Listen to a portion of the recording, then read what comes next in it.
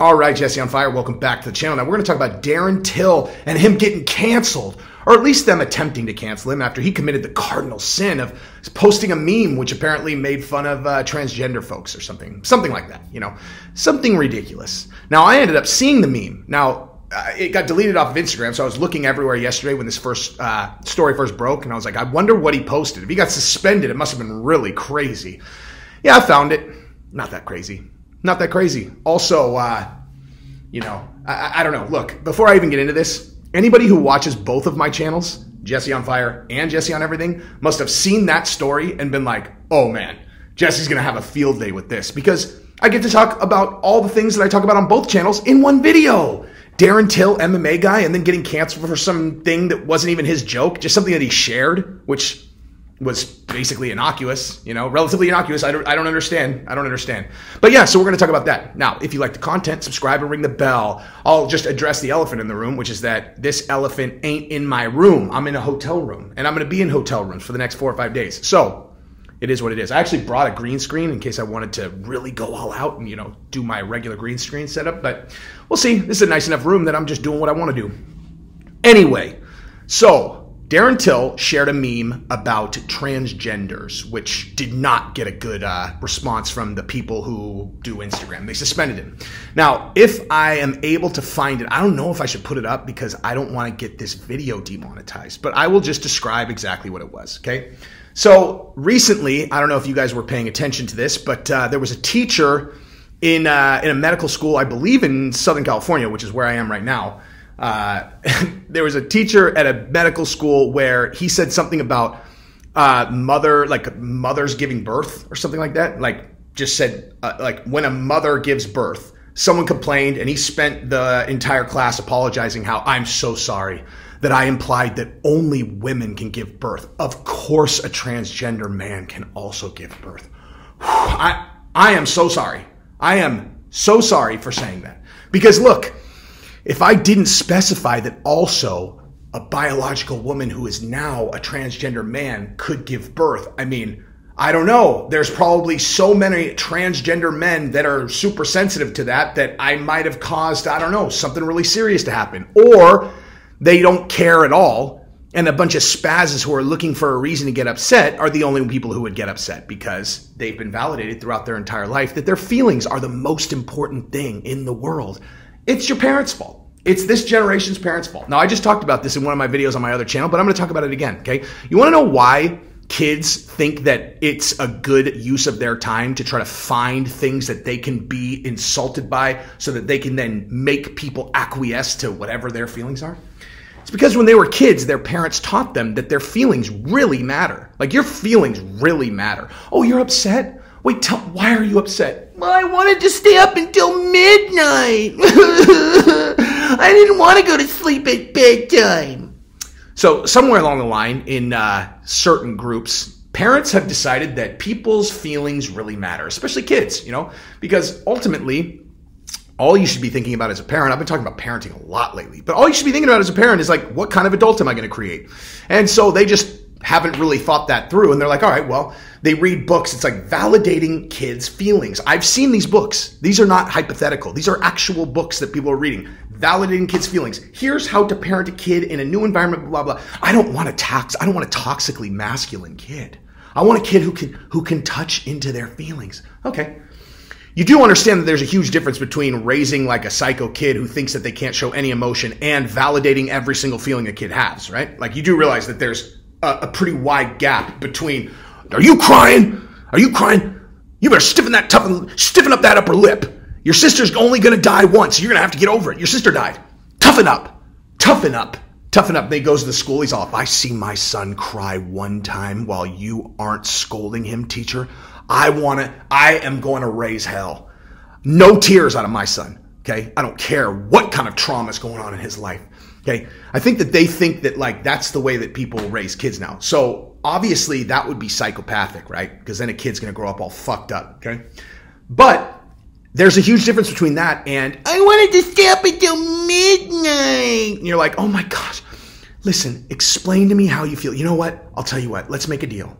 You could stay up till midnight 4 nights a week if you agree to go to sleep by 11 p.m. the other 3. Is that a deal? No! I don't ever want to go to sleep before midnight. Okay. Listen, honey, it's important to him. It's important to him. I really think that we should do it. Listen, feelings are what matters now. Feelings are what matters. And if we just ignore his feelings, he's going to end up being toxically masculine. That's my greatest fear, a toxically masculine kid. So let's just give him whatever he wants because he's upset, right? So if you raise a kid that way, guess what happens when they're in college, right?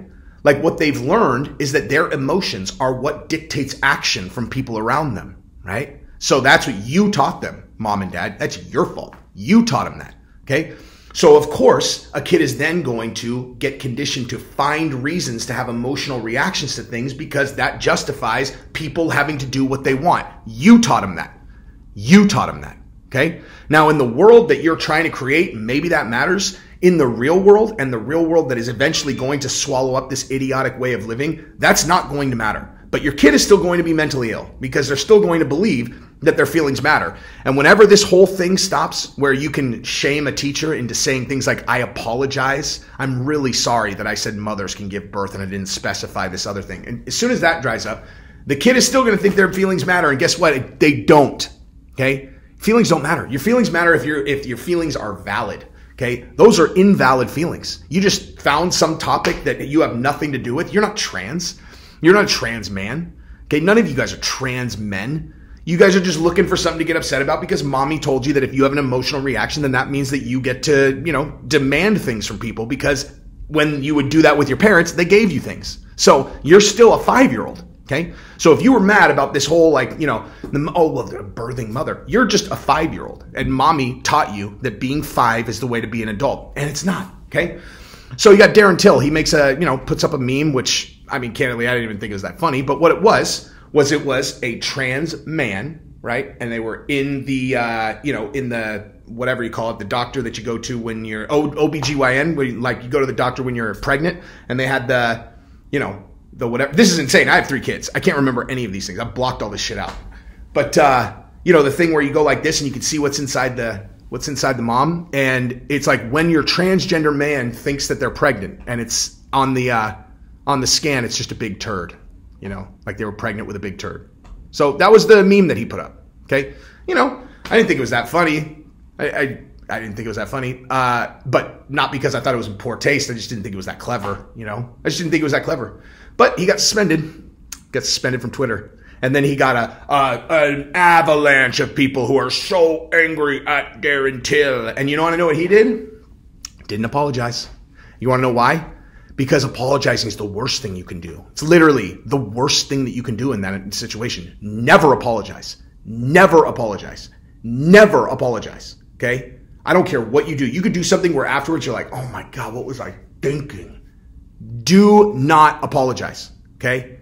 That can only lead to bad stuff. Now, look, if you work for an organization and they're like, look, we're going to fire you, or you're going to give a full-throated apology. Look, like there are certain things that are out of your control. If you're Darren Till, you're a UFC fighter, Dana doesn't give a flying fuck. As a matter of fact, Dana would respect you less if you apologized than you do exactly what Darren did. And you go, fuck you, okay? You can't take a joke. Can't take a fucking joke. Fuck you. Okay, that's the correct play now. And not because you want to hurt people's feelings, but because you always need to think, what's your outcome going to be? What are you driving towards? What's the outcome that you're driving towards going to be? What's going to happen if you apologize? All they're going to do is be like, we got one. We got one. Got one. Because look at all the people that don't apologize. What happens to them? Nothing. Okay? Nothing.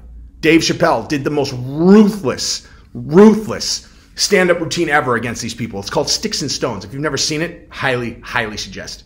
And yeah, of course, they came after him, pitchforks. And he was just like, yeah, no. And I think he made it pretty clear with the routine, he's not going to apologize. He's not going to apologize. The entire routine was a non-apology, never going to apologize ever. And I could tell you this, okay? As my profile starts to get, eventually, however long it takes, gets real big, let me tell you what the odds are of me apologizing for anything that I say. 0. Okay? 0. Now, if I get something wrong, I'll apologize. Okay? If I get something wrong, I will apologize and I'll own it. I don't know about apologize, but I'll own it. That's for sure. Like the Simone Biles thing. right? On my other channel, I was saying Simone Biles, you know, what she did, like, why are we acting like she, well, I still stand by it. All I said was, why are we acting like she's a hero? She's not a hero, okay? All she did was, you know, stepped off the Olympics. But I kind of gave her a little bit of shit about it, and I said that it was probably because people were validating her feelings. Then I found out that it's actually that they took her ADD medicine away, okay? Like, that's legit. That's 100% legit. If you're on Adderall all the time, and then all of a sudden they just cut you off, and you're like, okay, go be the best in the world. You're like, what? Now, she could potentially be the best in the world again, but she would need to train for 6, 8, 10, 12 months without Adderall to be able to do that, okay? Like, you can't just take it away and then expect, like, so she gets a pass from me on that. And I, you know, I was half decent. I wasn't, like, hard on her. I was more hard on society in the kind of way that I'm talking about now. But, yeah, but I owned it. I was like, oh, man, if they took her Ritalin away, then she gets a total pass from me. But I'm not going to apologize. I'm not going to apologize because apologies get you nowhere. Not in this world. Apologize to someone off camera. You know what?